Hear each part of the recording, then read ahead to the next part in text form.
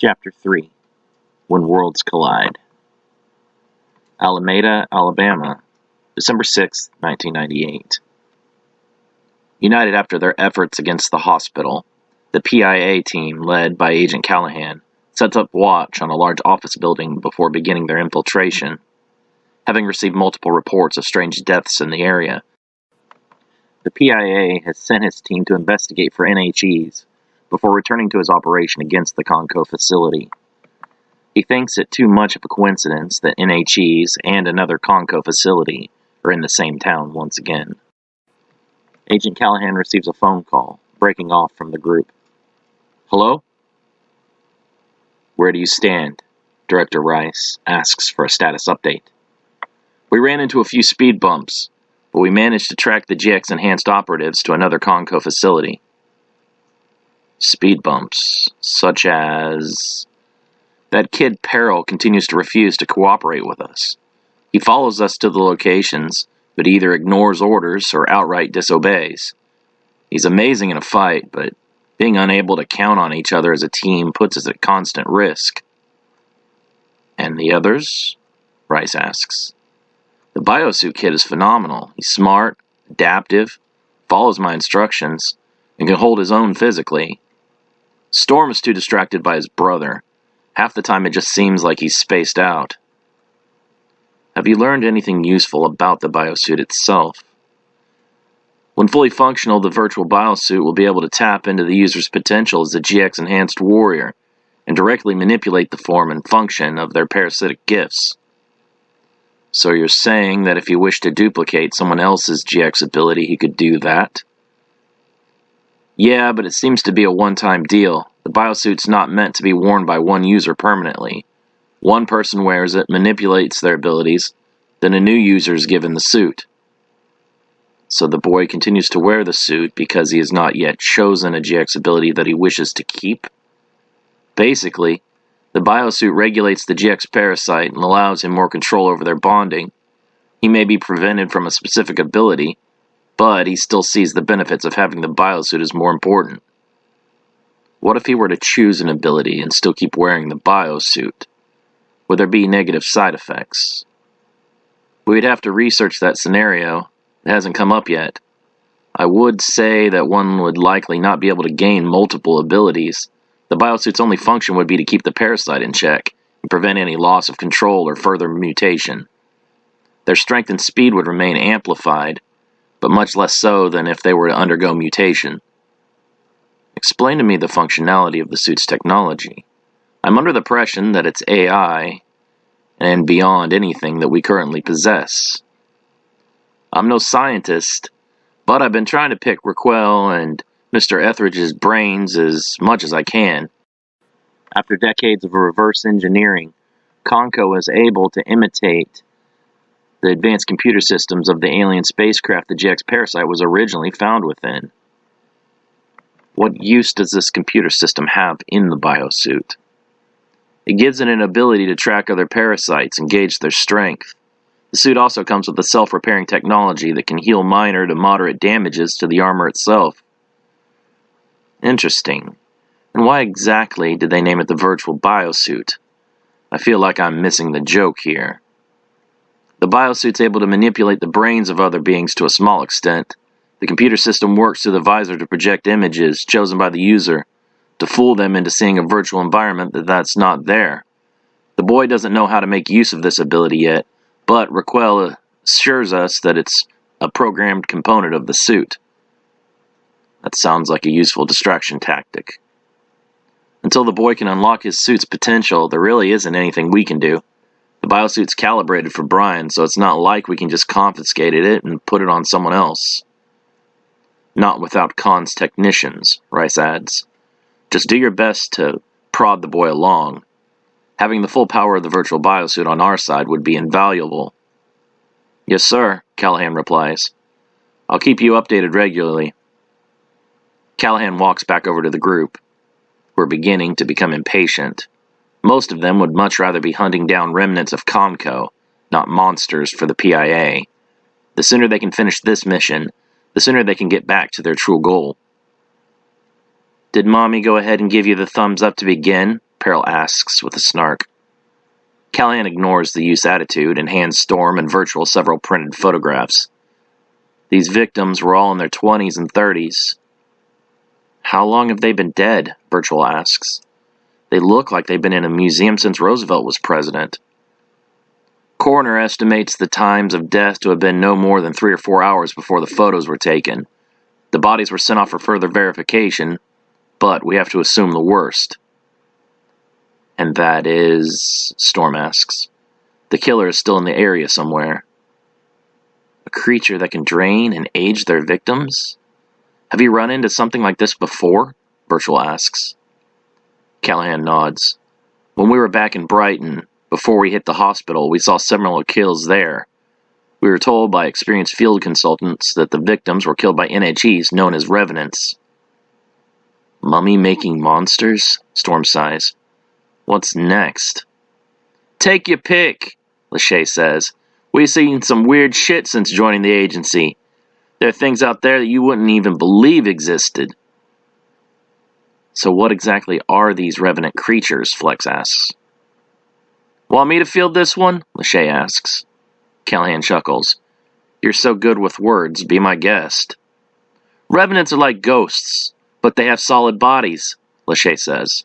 They can't be seen except by people who are sensitive to the astral realm and the supernatural, or those who have had a near-death experience. So everyone present here, Flex says. Lachey nods. Our lifestyles haven't exactly kept us from danger, but that's a good thing in this case. Not being able to see a revenant as it's hunting you would be very bad. These things are apex predators. They hunt the living and feed off their life force. You'll be drained and dead before you even know what's attacking you. This is pointless, Peril growls. We should be going straight for the Conco facility, not chasing ghosts. Not just any ghosts, Lachey interrupts. Murder ghosts. Our priority is to keep the public safe. If there's a revenant on the loose, this entire city is in danger, Callahan says. Peril turns his back, annoyed. I don't care about this city. I only want to see Conco burn. Charming little shit, isn't he? Lachey groans. I would say he grows on you, Flex says, but he really doesn't. We agreed to assist you in bringing down Conco, Storm says. Peril isn't exactly wrong. We didn't sign up to run around the damn country slaying monsters. Our people didn't learn about the Revenant attack until we were already in the city investigating the Conco facility, Callahan says. I'm sure the two must be related in some way. Khan and the Doctor both did such horrible things, Flex says. If these revenants are spiritual in nature, like you say, maybe the violence and evil done by those men spawned these creatures. It's definitely within the realm of possibility, Callahan admits. Honestly, we haven't had much interaction with the spiritual side of the monster world. Alyssa and Bernard handled the revenants while we went on ahead to the hospital. To tell the truth, none of us have even seen a revenant. Storm sighs loudly. That isn't comforting. Look, Virtual says, putting his hand on Storm's shoulder. This is the right thing to do. Conco will still be there when we're done, but this revenant creature has to be stopped. I know you don't want any more innocent lives to be lost. Storm nods, annoyed. Yeah, I know. Virtual turns towards Callahan. Have your people stand watch outside and we'll move in, he says. It'll be much easier for a couple of us to infiltrate than the whole team. Are you sure? Callahan asks. You've never faced anything like this before. And neither have you, Virtual argues. We're more suited for combat. You and your team will only get in our way, Storm says. Hey now, Lachey shouts, insulted. We ain't weaklings. This is our damn mission. We brought you along for backup. Callahan stops the agent with a hand. If they think they work better as their smaller group, let's see what kind of results they're able to produce. We'll watch the exits and make sure nothing slips past. The Virtual and the other GX warriors enter the building to find several bodies lying on the floor. Just like those in the photos, the corpses are drained of fluids and life energy. The atmosphere is strange, and the group feels as though they are wading through a dangerous swamp, filled with unseen horrors just below the Blackwater's surface. The temperature has dropped, significantly, and they all find it strange how cold it is compared to outside. They look like they've been here for years, Flex whispers, staring down at the bodies. Anyone see one of these murder ghosts yet? Storm asks. He nervously looks about the room. Virtual tilts his head towards the main stairwell. More bodies. Breaking routine, Peril shoves past them and up the stairs. Wait, Virtual shouts. We still don't know what we're up against. Scoffing, Peril ignores him and proceeds onward. Shrugging, Storm follows. I guess we're heading upstairs. The second-floor hallway is littered with more desiccated corpses, each drained of their life and left mummified just like all the others. It killed everyone, Virtual whispers in horror. I don't sense anyone alive here. Keep it together, Storm says. We have to find this thing. If that revenant monster gets out of this building, everyone is in danger. A clawed hand explodes from the wall between them, closing around Peril's face. The revenant charges through the rebel, slamming its prey through the opposite wall. Like a massive slug, the revenant has a long body that leaves a trail of slime everywhere it goes.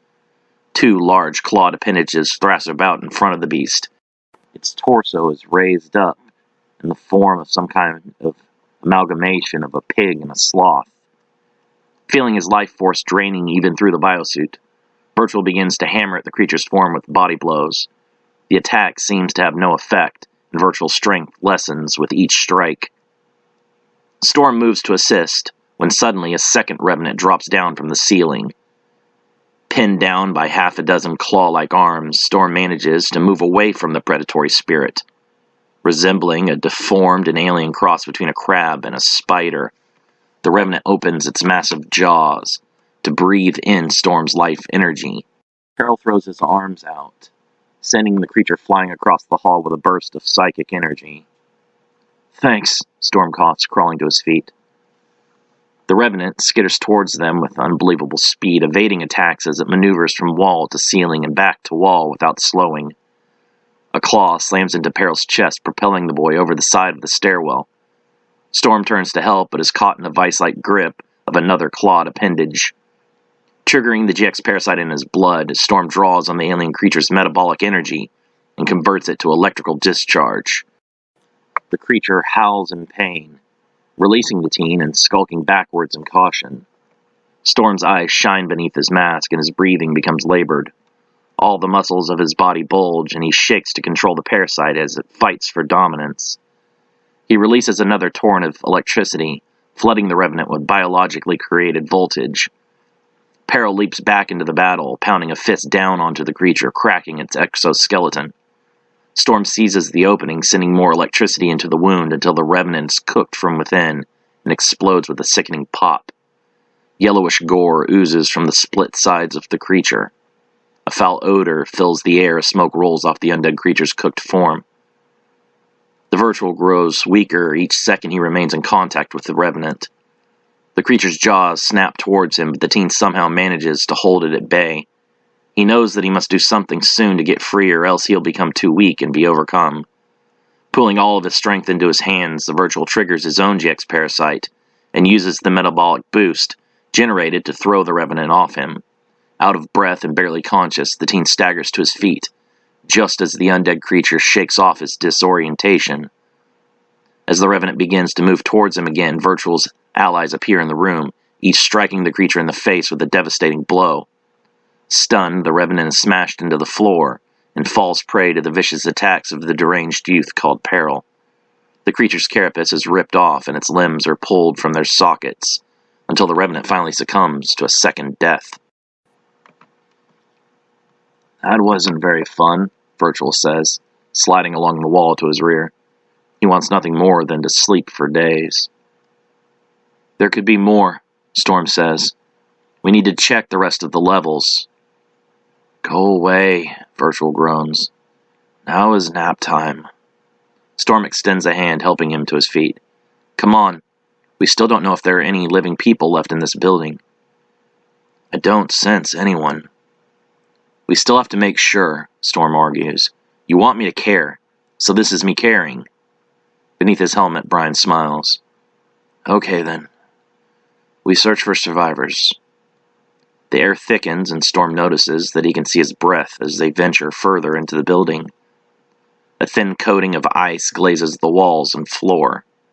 Icicles hang from the light fixtures and smoke alarms on the ceiling. The inhuman howling of powerful winds echoes ahead. I feel like these are all warning signs, Storm says. Stop being a chicken, Flex says. We already killed the monsters. And we don't know that there aren't more of them, Storm argues. I hope so, Peril groans. Fighting those things have been the only highlight of this boring trip. We won't know until we push on ahead, Virtual says. The group moves closer to the source of the howling. As they near, the walls and floor become covered by fleshy red vines. The air is now freezing cold, and everyone but the Virtual is forced to have their parasites raise their core temperatures to stop from shivering. Pushing forward, they find a wall has been torn down by a great force. Deep claw marks are carved into the concrete. Virtual continues to lead, entering the room through a hole in the wall. A swirling vortex of colors lies ahead, cut into the very fabric of reality. The colors are erratic, like something out of a psychedelic trip, without any uniformity or symmetry to them. A tremendous invisible pressure weighs down upon the mortals, chaining them down with the energy of another world, flowing outwards like an estuary river where fresh water and salt water collide. The energy of life and death collides at the tear, refusing to mix together, and creates a nauseous mixture, damaging to life itself. Storm feels wetness on his upper lip and wipes it with one of his fingers to see that his nose is bleeding. I don't think this is a happy place, guys. He sees that Flex 2 has removed her mask to inspect a bleeding nose. It's psychic energy, Peril whispers. Far more powerful than anything I can produce. Disturbingly, he's in awe of the raw power before him. Peril is envious of the energy he senses, wishing it for himself. The red vines leak from the tear like blood oozing from an open wound. Bat-like creatures with the eyes and mouth parts of flies hover around the dimensional tear. These are predatory creatures known as Yoachet Zababs. They are found in the cavernous underworld of Sheol. Crawling along the veins are housecat-sized beetles called Kepri. These too are denizens of the underworld, drawn to the mortal realm by the fissure. What in the holy fuck is that? Storm whispers. He has to shield his face with an arm from the winds emitted by the vortex. My guess is that this is where the revenants came from, Flex says. Do we get closer? Storm asks nervously. I wouldn't advise it, Virtual says, scanning the vortex with his diagnostic scanner. The energy fluctuations are astronomical. If you get too close, I'm pretty sure your body would be stripped down to an atomic level. That sounds painful, Storm whispers. I think we should report this back to Agent Callahan. The PIA is going to be better suited to deal with this than we are, Virtual says. Peril stares into the vortex, mesmerized by the swirling colors and horrific creatures just beyond the tear. You coming? Storm asks from the hole in the wall. Everyone else has already crawled back through.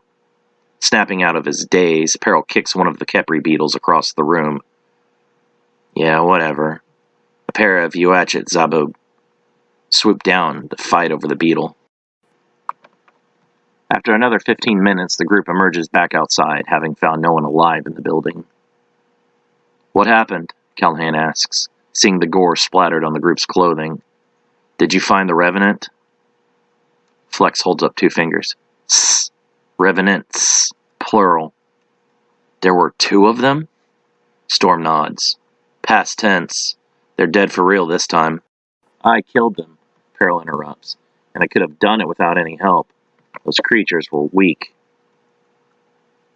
Did you find whatever it was that brought the Revenants into our world? Ross asks. Storm nods. Yeah, we found a weird fissure. It was like an open wound in reality. We couldn't close it, though. Callahan's phone rings. Hang on, I need to take this. He steps away from the group. Hello, sir. Has the target of interest been found? Rice asks. The threat has been neutralized. Peril eliminated the revenants. That kid is bloodthirsty as hell, Callahan says. Rice remembers firsthand the destructive power of beings like Yamura. If Peril is anywhere near his level of strength, there is no way the men will be able to contain him. In this age, we require our own monsters to combat the rise of non-human entities. He may be a loose cannon. Keeping him under our constant watch prevents us from engaging him as an enemy combatant. Would you want to face him one-on-one? Agent Callahan pictures the boy's emotionless eyes and shudders. No, sir, I would not. We just need to give it more time. The others will eventually wear on him to become more conforming. How did your agents perform? Callahan shifts uncomfortably. We never engaged. The Virtual and his team eliminated the threat before we can involve ourselves.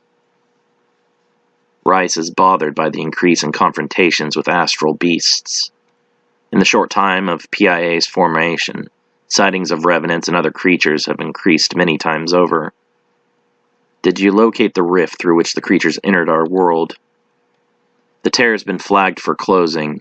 I plan to leave behind 2 agents to keep watch until the sealing mage arrives. Rice groans in frustration, hating to leave a dimensional tear uncorked. With only 2 mages available in the agency, they are both worked near to death. The fabric separating the mortal and astral realms is paper-thin for some reason. These creatures keep poking through with ease. No sooner than I learn these worlds exist, things take a turn for the worse, Rice complains. Every brain in the agency is scouring our reports for a commonality between the holes, but we are spread so thin and overworked that no one is able to be at the top of their game. Fix that. We can't be slipping. Things are only going to get worse until we find the cause of these breaches. Plugging the holes is only going to keep us afloat temporarily. Virtual and the others await Callahan to end his phone call with the boss, so that they can find out what is next for them. I'm not one for all of this bureaucracy, Storm complains. Besides, this has got to be violating all the child labor laws. Do you have a better idea how to track down the remnants of Conco? PIA has the sources that we lack, Virtual argues. We haven't made one single raid on a Conco location since we joined up with these suits. They're using us. We were promised that they were going to go after Conco. They said they had the intel. What the hell happened? Why did we start veering off on these ghost hunting missions? All this shit seems pretty shady to me, Storm argues. Give it some time. I think we're in the middle of something bad happening in the world. If we don't help these guys plug the leaks, the entire ship is going to sink. What do you mean? Storm asks. Callahan has been saying how monsters are popping up more frequently across the world lately. You saw that fissure yourself. I'm betting the revenants are coming into our reality through those tears. The agents are right, Mr. E says. Formerly known as Coach E, Etheridge has asked his allies to no longer call him Coach. He took the death of Tyrell personally. Because of his perceived failure to keep his team safe, he feels that he should never be called Coach again. A coach leads his team to victory. A coach doesn't allow a star player to be kidnapped. A coach doesn't allow a member of his team to be murdered. Peril refuses to converse with them, instead sitting up in the limbs of a nearby tree. The boy watches and listens, taking in everything but saying nothing. Mr. E and Flex do a better job mingling with the other agents of the team. They're working with discussing theories on the rise of supernatural creatures. Formally accompanying their group, the GX reject, Mallory, has been taken in by the PIA and is back in Washington, D.C. being studied by government researchers and doctors. Now cursed with a reptilian appearance, the girl must keep herself covered any time she's in public. Having to hide her face is painful, and Mallory often cries about being ugly. The researchers try to comfort her as best as they can, but she is the only reject they have found to have lived longer than a few days. Had it not been for Yamura, she would have died along with the rest of the failed experiments of Antonio Khan. We can't lose sight of our goals, Storm says. Even if we're helping them stop these monsters and save people's lives, Conco still has to be brought down. None of us are saying that we don't still want that, Virtual says. But we have to prioritize. Innocent lives must always come before our own desires. And what about the innocent lives of the people of Clavemont? Asks, growing angry. Every second we waste, more of them could be dying. We just don't know, Flex whispers. It's better to focus on what we know we can fight, and the lives we know we can save, isn't it? Storm sighs loudly. I don't know. We're all in so far over our heads. There's nothing we can do about that, Virtual says. We got dealt a shitty hand and we can't fold. We have to make the most of our situations and try and do the right thing. What if everyone from Clavemont has already become rejects? Storm whispers. Those are your people. Are you prepared to have to put them out of their suffering just because we didn't save them in time? Because we were too busy playing hero with the feds? That might not be an issue. The science division is advancing all the time as we rack up more victories, Agent Ross says, listening in on their conversation. When we finally understand the GX parasite, we'll be able to reverse the effects and heal those turned into rejects. Do you really think that's possible? Flex asks. Can the GX parasite really be removed so long after it's been bonded with someone? Nothing's permanent. Our science will catch up with Conco's eventually. Coming close to death allows one to see the traces of the astral realm and the spiritual beings that do not belong in our world. Once living beings themselves, the creatures known as revenants have long mutated into monsters, no longer resembling anything alive. Revenants draw on the life force of any living creature nearby, draining them for their own sustenance and growth. Lesser undead spirits, such as those of animals and other primitive life forms, act as prey for the predatory revenants, each soul consumed, increasing their strength further. Their forms contorted and twisted, they move with an otherworldly grace that belies their insatiable hunger for the life force of the living. Drawn to the vital energies that sustain mortal beings, they lurk in the darkest corners, their ethereal presence oozing with an aura of malevolence and relentless pursuit. Fueled by an unquenchable thirst, revenants possess an innate ability to draw in the life force of those unfortunate enough to come within their reach. Each soul consumed serves as a wellspring of sustenance, empowering the revenants with the unholy vitality that allows them to expand and contort further into the grotesque resemblances that they have become. As they feed, the revenants' forms pulsate with an eerie radiance, a sickly glow that hints at the stolen vitality coursing through their distorted essence. Amidst their relentless pursuit for energy, the spirits of lesser dead and living beings act as unwitting prey, their spectral remnants flickering in the periphery of the revenant's senses. With each consumed soul, the revenant's hunger grows, driving them to stalk the mortal realm with an insatiable thirst for the essence that lingers within the living. As these predatory beings continue to prowl the human world, the traces of their twisted origins linger within the ethereal currents, testament to the precarious balance between life and death that defines their existence. The process by which the revenants assimilate the traits of the beings they consume is a sinister and transformative one, marked by a dark communion between their ethereal essence and the lingering remnants of the consumed souls. As the revenants draw in the life force of their prey, an intricate fusion of ethereal energies takes place, intertwining the essence of the consumed with the malevolent hunger that defines the revenant's own existence. Within the shadowed confines of the revenant's twisted forms, a delicate interplay of spectral energies unfolds, each consumed soul leaving an indelible imprint on the revenant's essence, shaping their physical form, defining the primal instincts that guide them through the darkened expanse of the underworld. As the traits of the consumed beings merge with the revenant's own ethereal essence, a grotesque amalgamation of predatory animal features and Lovecraftian monstrosities takes place, their forms contorted and twisted with an otherworldly malevolence that speaks to the depths of their insatiable hunger and insidious power. Amidst the transformative process, the dominant personality, or the being with the greatest will, exerts its influence over the revenants, shaping their physical attributes and defining the primal instincts that guide their relentless hunt for sustenance. To each consumed soul, the revenant's forms contort further into grotesque semblances, their original features giving way to a nightmarish fusion of predatory animal instincts and eldritch horrors that define the depths of their hunger and the unyielding pursuit of the vibrant energies that sustain their unearthly existence.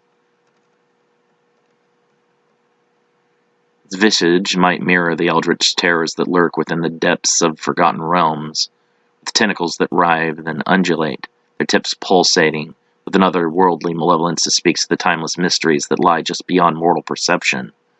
Alongside these unearthly appendages, a revenant may possess the predatory instincts of beasts long extinct, its form contorted and twisted with the sinewy strength of ancient predators.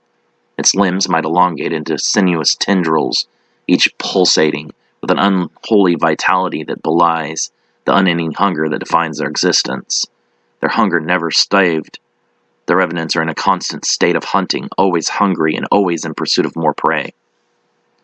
Its eyes, devoid of all humanity, may shimmer with an otherworldly brilliance, each flicker of light hinting at the unfathomable knowledge that resides within the depths of the revenant's consciousness.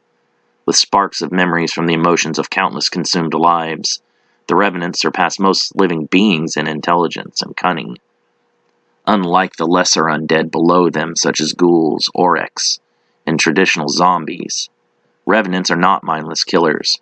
They are calculating hunters that stalk their prey with forethought and strategy. Its maw, contorted and contended with fangs that glisten with an unholy sheen, may unfold into an abyssal void, each razor-sharp tooth pulsating with venom and pure physical malice. "Another monster hunt," Callahan says, approaching the group. "Get ready to move out in 10. "No downtime?" Agent Lachey asks, disappointed. "Monsters don't take time off, so neither do we. Until we can get this crisis under control, we have to jump at each threat as it manifests," Callahan replies. "Where are we going this time?" Pearl asks, annoyed. "Are we leaving this city without ever going to the Conco facility?" "I think you'll like this mission," Callahan says. "The latest report of Revenant attacks is from Conco employees. One of those creatures just might be inside of their facility." "Finally," Storm speaks up. "Now we're getting somewhere." Lachey puts a finger in the virtual's chest very aggressively. "This time, you ain't leaving us out of the action. We're all in this together and we all want to bring down Conco."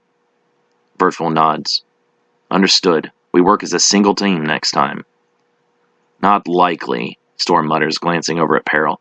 "We can't even get him to work with us."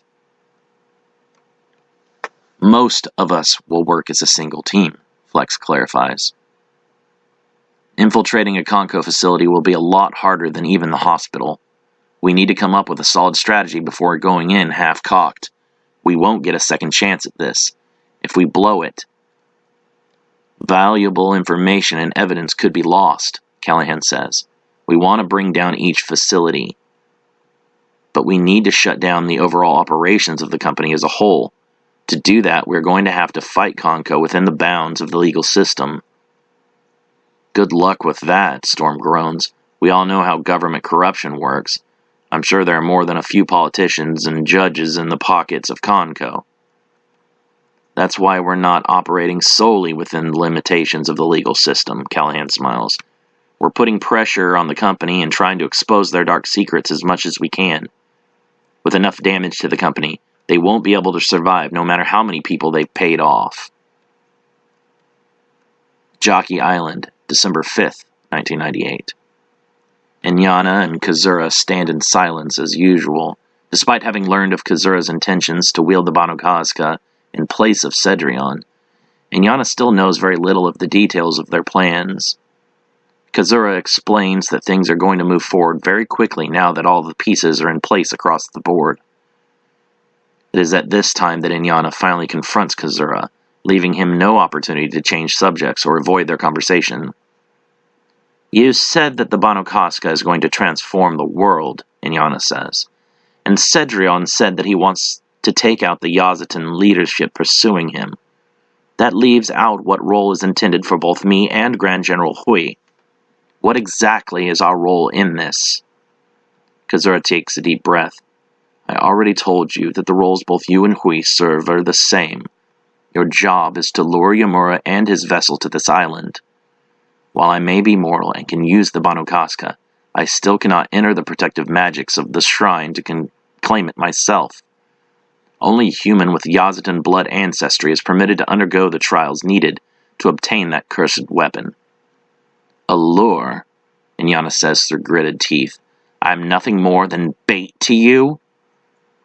It is almost time, Kazura says, staring out across the ocean, and ignoring Inyana's wounded pride. I will now begin the preparations of using my Seal Demon ability. Are you really going to expand Seal to encompass the entire island? Inyana asks.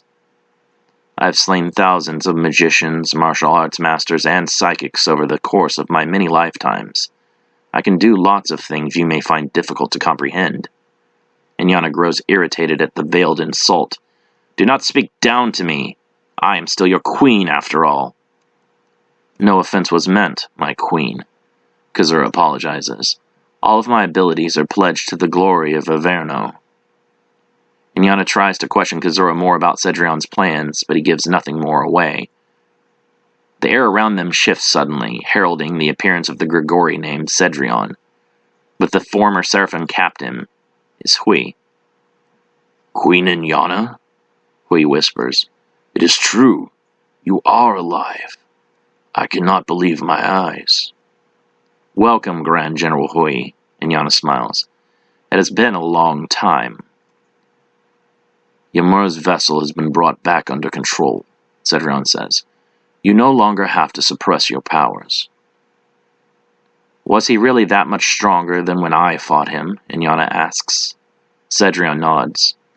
The boy's rage pushed him to the strength of a newly awakened Sarai. Yet he was unable to rein in that power and reach his true potential. We will need that kind of power from him if we want to enter the shrine, Kazura says. You just follow the plan. The boy will not disappoint. Why do you put so much faith in my brother's vessel? Inyana asks. I have seen him in battle, and he is nothing special. You could be no more wrong, Cedrion argues. Jake Stewart is a rare find. He will be far more useful to us than your brother. What makes him so special? Inyana growls. The boy has incredible potential, because he is a descendant of the Nephilim. It does not matter if he is 1 generation removed or 100. The combination of Yazata and human needs only a single spark to generate power, far beyond that which either can create alone. Not only is the boy of the Nephilim bloodline, he is also of the Vaitier. To possess both of those unique ancestries is something that I have never run across in any bloodline before, Cedrion explains. We will follow your plan exactly as specified, Kazura says. I was about to kick things off with my sealed demon. After that, I will use the psychic ability Garusus Barasai to broadcast Lady Inyana's voice across the whole planet. Cedrion nods at Inyana. Do not say much about this island or the shrine. Dangle the prize with vague interest and lure all of the monsters here that you can. Saying too much about the Bonokoska will deter all but the devils. We will need as much energy as possible on this island to be absorbed by Sealed Demon. Only a being that can surpass the power of the Seraphim that erected the shrine may enter. That gap will be very difficult to overcome. Why go through all this trouble just to lure Yamura and his vessel to us? Hui asks. He may be strong, but any one of us could defeat him. It was the boy that almost killed you. If I had not intervened when I did, you would not be standing here now, Cedrion says. Hui balls his fists in anger. Once I have a proper feel for this body, neither that boy nor Yamura will stand a chance against me. Cedrion raises his eyebrows. Is that what you truly believe? The difference in your power was clear. You were being dominated by the weaker half of their union. At any point had Yamura stepped in, you would have been finished. The boy's power is still raw and unruly. If he had it under complete control, you would have been killed in a single blow. No, you most certainly were in no position to make any sort of victory. Hui only angers even more. His hatred for the Yazata was already strong, but now that his pride has been wounded, he wishes to kill Cedrion first, then worry about Yamura and his vessel. Inyana notices Hui's rising anger and shakes her head in warning.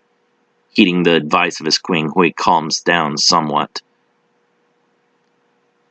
After I acclimate to this body a little longer, I will track Yamura down and finish what I began in Kata to cook.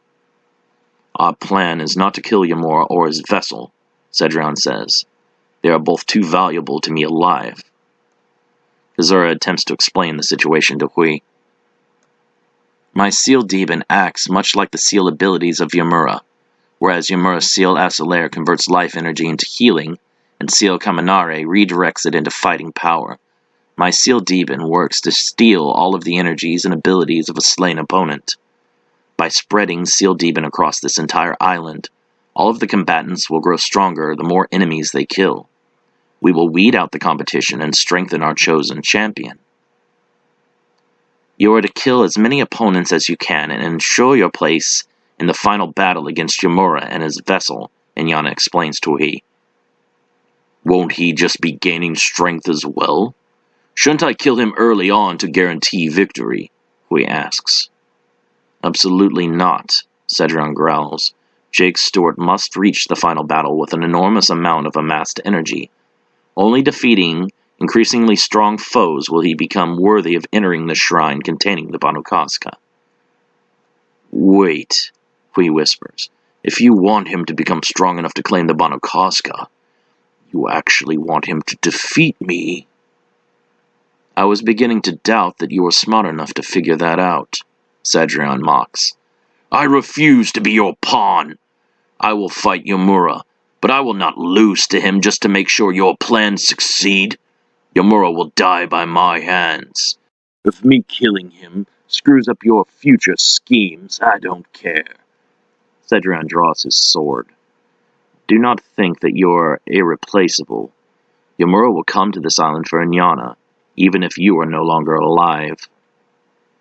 Hui, Inyana whispers. Just do as he says. Trust me, you do not want to die. I have seen what lies in store for us, and it is not a place I wish to return.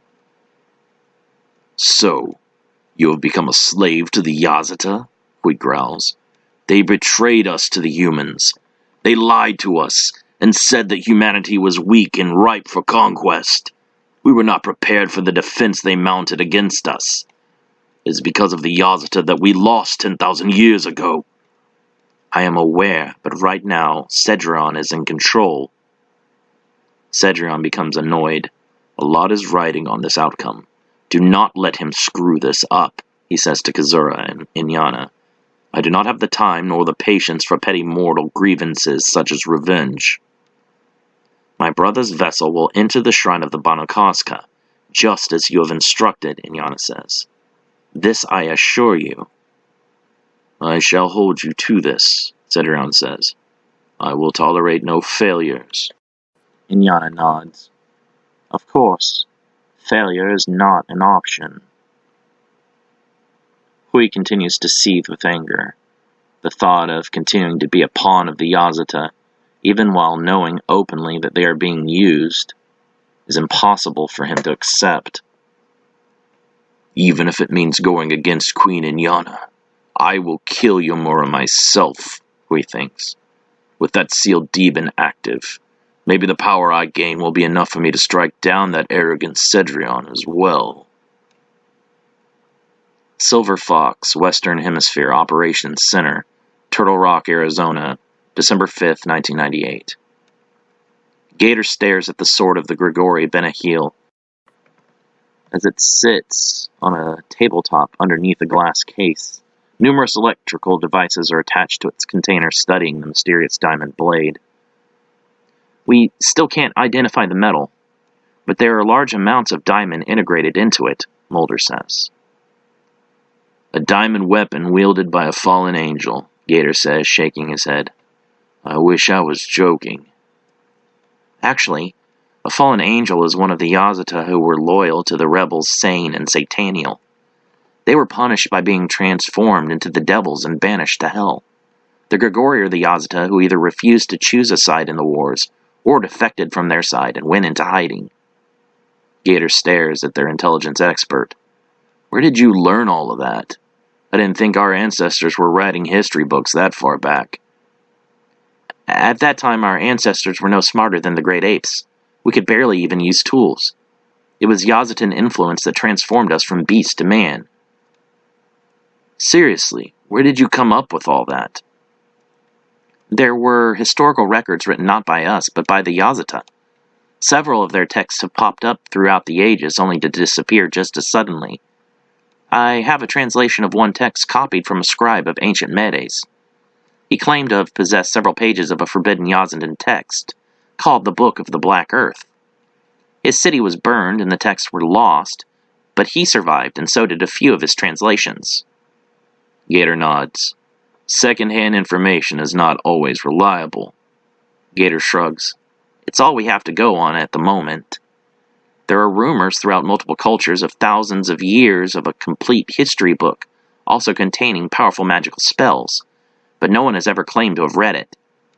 It was supposed to have last been in the possession of Professor Aidan Cohan of Chicago University, but his office burnt down under mysterious circumstances and no one has mentioned it since.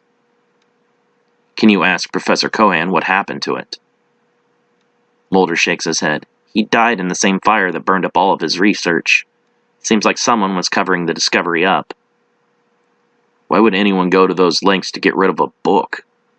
The professor must have found something pretty controversial in it. Academia has had people silenced for discoveries that would shake up the accepted norms before. You ever heard of the Smithsonian giant cover-ups? Or the man-eating Mendoku trees of Madagascar? Hell, even Bigfoot hunters are regularly taken out and reported as park disappearances. A book written by angels would potentially get everyone from the Pope to Anton LaVey upset. Do any of your transcriptions mention a Grigori named Cedrion? Or a being called a Watcher? Nothing about a Cedrion. But even the Torah mentions the Watchers. They're a higher class of Yazata, who, as their name suggests, watched over things, the world, events, human progress. They were forbidden from directly interfering with mortals, but many violated this order. Like some of the other Yazata, they fell in love with mankind. The Torah and even the apocryphal books of Enoch and Adam explain in further detail that the result of the Yazata's infatuation with mankind eventually became physical, and a mutant hybrid race called the Nephilim were created. The Nephilim were in the earth in those days, and also after that, when the sons of God came in unto the daughters of men, and they bore children to them. The same were the mighty men that were of old, the men of renown, Leinster Fox says, standing behind them in deep thought. Genesis 6:4. Goliath, Gator says. Yeah, I went to church a few times in my life too. The Nephilim were giants and more powerful than human or angel alone. The order came down for the Nephilim to be exterminated. The Yazata who sired them could not comply with the genocide, and hid as many of their descendants as they could from the extinction squads. These Yazata also were labeled as Grigori, just like those who refused to participate in the Wars of Falling. Gator looks at the sword again. The bastard I killed was no noble protector of mutant children. He was working with devils to breed compatible humans as potential vessels. They're planning to mass exodus hell and pull a coup on this world. Maybe some of the Grigori, the deserted sane or sataniel, never truly lost their loyalty to them, just their courage. We need to stay vigilant and look for any signs of devils or Grigori action in this world. We cannot let them move forward with whatever it is they are planning. Mulder brings up a series of Yazatan symbols on his computer screen. What's that? Gator asks. An inscription on the blade. If I could translate it, we would have the beginning of a cipher. Unfortunately, there was no Yazata on the Rosetta Stone. Cascavel, Gator whispers. It's the name of the blade. Mulder's eyes widen. How do you know that? Gator pauses, deciding against telling him about the Watcher that saved his life after being attacked by Hui's head priest. Benahil ran his hand along the blade and whispered that phrase. He said, Cascavel tastes his flesh and drink deeply of his blood. Mulder turns to his computer and begins to type furiously. I can't talk anymore. Tell everyone that I'll be busy for a few days. Gator nods, walking away. The Watcher said I need to train with that sword. If I'm going to do anything he suggested, I'm going to have to pry the blade away from the Science and Technology Department. What are you thinking? Gator asks Fox, seeing that he's still quiet and in deep contemplation of some unknown matter. Defeating a Yazata of any variety is an incredible accomplishment, one that I believe only a handful of humans have ever achieved in all of history, Fox says, but has also painted a target on your back. You need to take extra precautions to keep you and our organization safe from attack. You really think the Angels are going to retaliate? Gator asks, confused. Benahil was a rogue. They probably wanted him dead themselves. If anything, we did them a favor. It isn't the Angels that I'm worried about, Fox whispers. Benahil was working with the Devilnay, and that alliance is a frightening situation that has dire consequences for all of mankind. Any plan involving devils isn't one that's going to be good for us, Gator agrees. I doubt Benahil is the only Yazata aiding them. There are likely others spread out across the world with similar plans. We will continue to work on that. For now, just continue to be vigilant, Fox says. We cannot afford to take any more losses. Our organization has already been severely crippled by Benahil's attacks. We need more time to rebuild our teams and our resources. Another attack at this stage and we could all be wiped out. Gator shakes his head, balling his fists. That ain't happening. I killed one of those turkeys. And I'll kill 10 or even 100 more if needed. Fox chuckles. Let us hope and pray that that won't be necessary. Brighton, Florida, December 9th, 1998. Jake looks around suspiciously, with all the potential threats of police, federal agents, followers of Hui or the Doctor, or even Hui or Inyana themselves out there. The teen sometimes feels that nowhere is safe.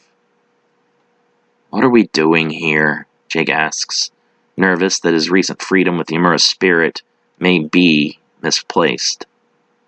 With so much easier access, the Sakari could wreak unimaginable havoc if he wished to gain control. We were unable to defeat Inyana, Yamura says, the admission of weakness cutting his pride like a dagger. Despite our best efforts in pushing his body far beyond its current limits, we would have been killed if it were not for the distractions provided by your mother and grandfather. The memories that these words bring are painful. Because they weren't strong enough, Jake's mother gave her own life to defeat Inyana. Had he been even a little more experienced, perhaps his mother could have been saved. Inyana will not be the last strong opponent that we must face together. Hui's resurrection into a human host will force us into another confrontation, Yamura says.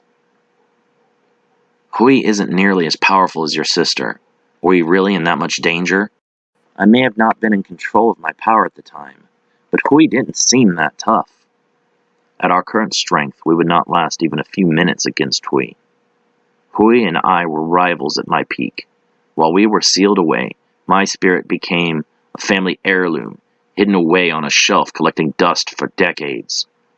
Hui's spirit has been in the open, receiving praise and devotion from his followers like some kind of deity. He will be much more powerful than he ever was before being imprisoned. Can being worshipped like a god really increase a being's power that drastically? With enough followers, even a human can be elevated to the level of a demigod. Prayers are like an extra source of fuel that ignites dormant potential and creates a special energy that can challenge the heavens. If we were able to take away Hui's remaining followers, could we remove a large portion of his power? Possibly, but they have scattered. We have no idea where they've gone to ground. Claire was not able to give us enough information about Hui's cult before she was killed. Jake is angered at the mention of Claire's name. Don't, he warns. Don't speak of her like that. She's dead because of us. I do not believe that we should focus on taking away Hui's power. We should instead work on rebuilding our own power after you lost so much to that sealing spell. So what? Do you intend to start up your own church to rival Hui's? Gather together a bunch of scumbags that want to worship you to gain wealth and favor, even though you have no ability to do that for them? Get into organized crime, Maybe some human trafficking. I'm sure we can make some contacts in this city. God knows we've cleared out a lot of the competition. We've beaten up and robbed plenty of criminals and left them for the cops to be picked up. It'd be pretty easy to slide in and fill that void. We could be the next Tony Montana, with Michelle Pfeiffer and mountains of cocaine on our side. Jake tries to joke, lightening the seriousness. Inside, the teen is terrified of another encounter with the powerful elite Sicarii. Our increase in strength will not be due to the actions of anyone but ourselves. We will strengthen your body physically and mentally, so that we'll be ready for even a full-powered Sicarii. Do you have any idea how to do that? We aren't sure how long it will take the government to figure out a way to get to this Jockey Island and give us our shot at Inyana and Hui. What if they come to us tomorrow and say that it's time to go? Then we go. We will not pass up our opportunity of killing those two. Even if we aren't ready? That seems pretty reckless. Yamura forms a half-grin, unnerving Jake. Perhaps your stupidity is rubbing off on me. Jockey Island, December 5th, 1998. Inyana and Hui stand outside of an ancient shrine constructed by the Yazata. Hidden within the dense foliage, the shrine is nestled in a clearing that seems untouched by time. The entrance is marked by two towering stone pillars, intricately carved with celestial symbols and inscriptions that glow faintly in the moonlight. A sense of reverence and mystique permeates the air, hinting at the powerful secrets safeguarded within. An enormous stone statue stands guard outside of the temple, depicting a fearsome four-faced creature with 6 bird-like wings. The being is a seraph, a divine entity separate and higher than the Yazata. The seraphs are among the fiercest warriors in all of creation, used to guard the most important locations in the universe. The entrances to the Garden of Eden, the afterlife, and the throne room of the Creator. The shrine itself is an architectural marvel, a fusion of ethereal beauty and formidable strength. Its domed room, crafted from a rare, shimmering material, resembling mother-of-pearl, reflects the light of the stars and the sun, casting an otherworldly glow that can be seen from a distance. The walls are adorned with elaborate mosaics depicting ancient battles between cosmic forces, each panel telling a story of triumph and sacrifice. The entirety of the 2 wars of falling, as told from the perspective of the victors, is depicted upon painted murals. As one nears the shrine, the air changes, charged with an ancient energy that seems to pulsate from the very core of the structure. A soft golden light emanates from the structure, illuminating a circular chamber lined with ornately carved alcoves. Each alcove holds artifacts crafted by the Yazata themselves, their power and significance palpable even to the uninitiated.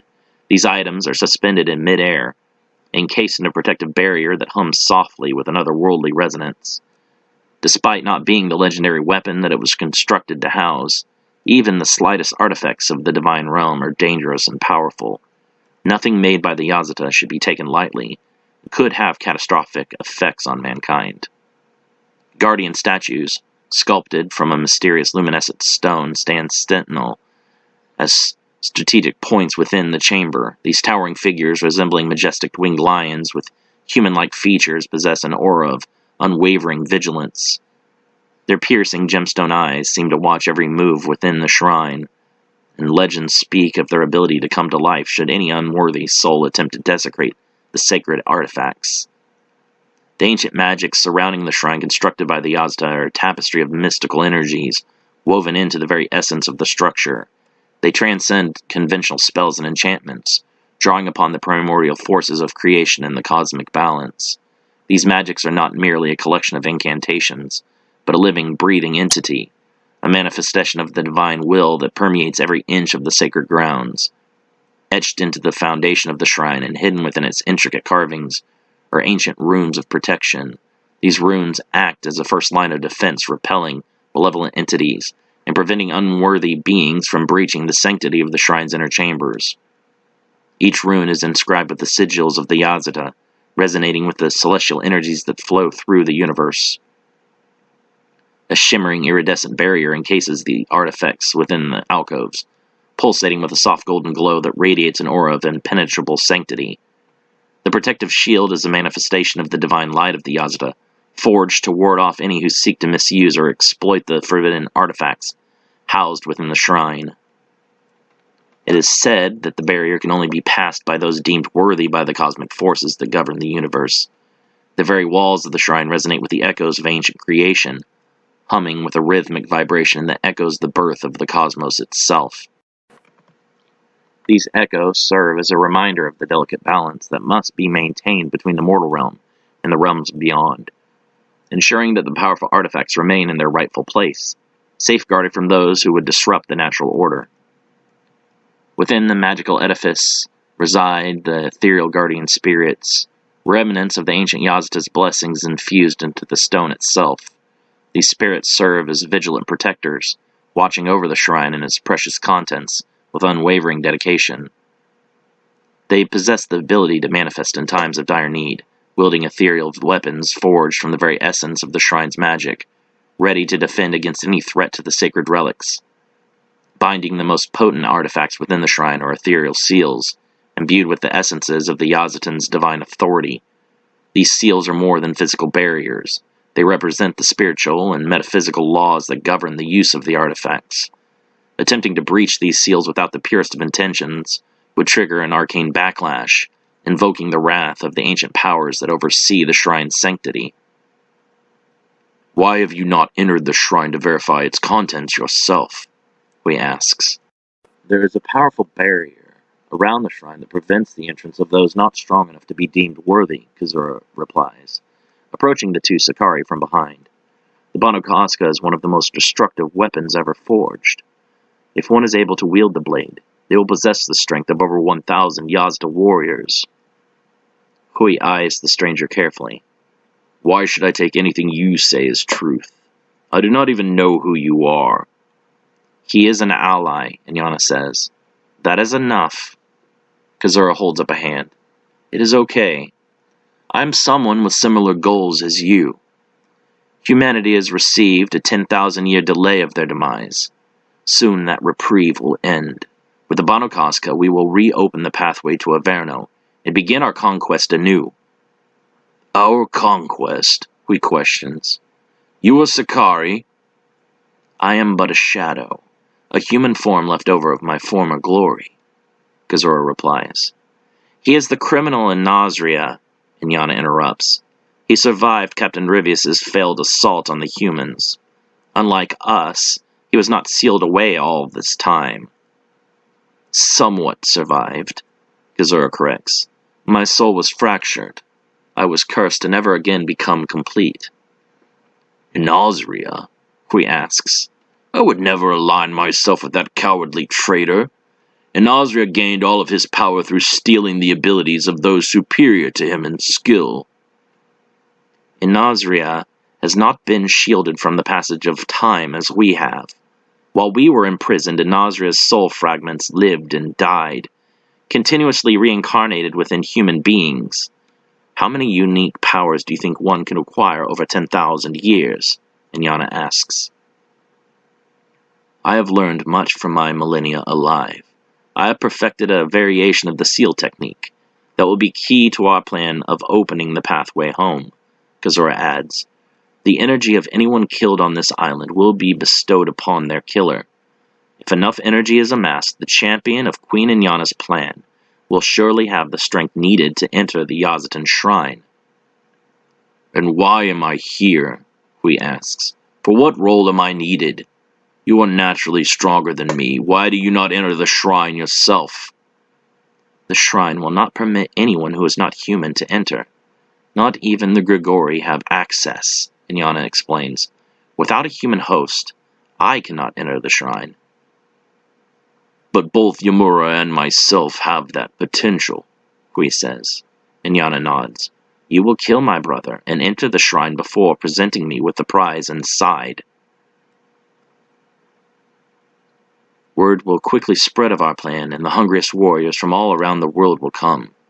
They will all be fodder to increase your power. Each opponent you will kill will add strength to your own via my seal ability.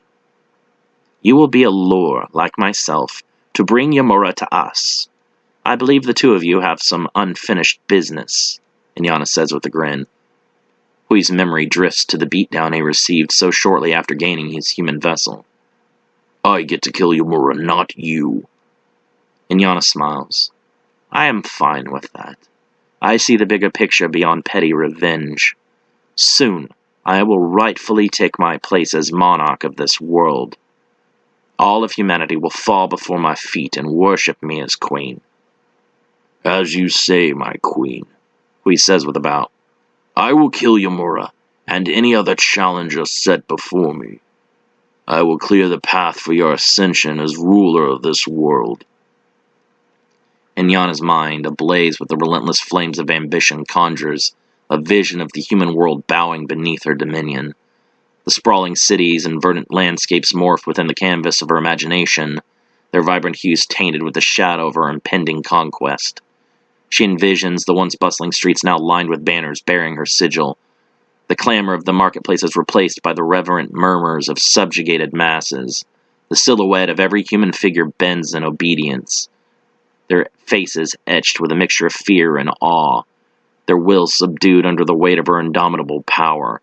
Inyana, the sovereign of the collective fate, looms like a specter of unfathomable authority, her gaze piercing through the very fabric of their existence, stripping away the vestiges of resistance with an imperious sweep of her hand. She envisions the edifices of human governance, transformed into monuments to her glory, their architecture embellished with intricate motifs that sing praises of her magnificence. The remnants of human sovereignty dissolve into the annals of history, their legacies diminished in the wake of her ascension. The once independent nations crumble, their identities assimilated into the grand tapestry of her unified empire, their languages and cultures subsumed beneath the banner of her divine mandate. In her reverie, the tumult of dissent is silenced, its echoes swallowed by the resounding chorus of her supremacy. The human spirit, once ablaze with the fervor of autonomy, now flickers as dying embers under the weight of her unrelenting tyranny. Their aspirations, their dreams, their very essence all fade into the abyss of her insatiable hunger for control. Their individuality, stripped away like the petals of a withered flower, cast to the mercy of the tempest. Yet amidst the intoxicating euphoria of her envisioned triumph, a faint whisper of doubt dances at the periphery of her consciousness. A question, like a persistent echo in the vast chambers of her mind, lingers. What triumph is there in the subjugation of a world that thrives on the diversity of its voices, the richness of its contradictions, and the vibrancy of its myriad perspectives? In the midst of her reverie, a shadow of uncertainty clouds the radiance of her conquest, casting a pall over the splendor of her envisioned empire. Inyana's thoughts swirl in a tempest of apprehension and lingering resentment as she grapples with the specter of her brother's treachery. The memory of the ancient city of Kataltakuk, once a pivotal stage for their shared ambitions, now looms like a haunting apparition, its streets echoing with the whispers of betrayal and fractured trust.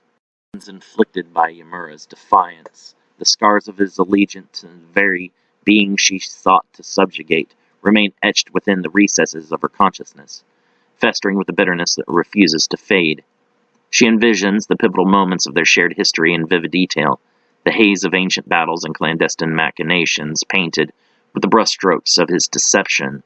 The echoes of their sibling rivalry reverberate within her, each clash of wills and ideologies a testament to the chasm that had forever cleaved their bond. In the wake of his betrayal, she had been cast into the depths of despair, once unassailable empire, teetering on the precipice of annihilation, her dreams of domination shattered like fragile glass. As she contemplates her impending conquest of the human world, an unbidden tremor of doubt snakes its way through her resolve. The specter of Yamura's unyielding spirit, the memory of his defiance etched into the annals of their shared past, casts a foreboding shadow over the path she seeks to tread. The thought of history repeating itself, with his blade once again poised to cleave through the fragile veneer of her ambitions, sends a shiver down her spine, a chilling reminder of the fragility of her aspirations in the face of familial discord. Do not doubt yourself, my queen, Hui says reassuredly as he sees Inyana's struggle within. You will crush that traitorous brother of yours, and rule over this world as you were always meant to. Inyana refuses to admit to anyone that she harbors these doubts and dismisses Hui's concerns. I have no doubts of my success, Grand General. I am merely picturing my victory, and savoring the sweet satisfaction that will come at Yamura's death at my hands.